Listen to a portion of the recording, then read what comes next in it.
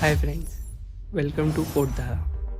Today I will show you each line of code step by step from login to protected routes. In step 1, we import Express and JSON Web Token. Express run our server and JWT help us generate and verify tokens. In step 2, we create our secret key which is used to sign tokens. Never share this key with anyone. In real application, store it inside environment variable. In step 3, we prepare a fake user database just for demonstration. In real life, this data comes from the MySQL or MongoDB. Step 4, when the user sends their username and password, we verify if they exist. If not, we return an error. If the user is valid, we create a token.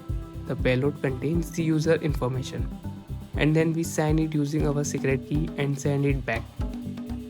To access protected APIs, the user must send this token in the header in the format of barrier.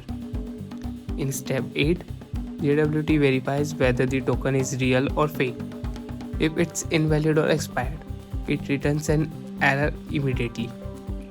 If the token is valid, we attach the user's data to request user and allow them to continue to next route.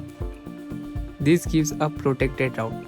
Only users with a valid JWT can access it. Finally, we start the server and our authentication system is ready. The easiest JWT explanation you will ever find.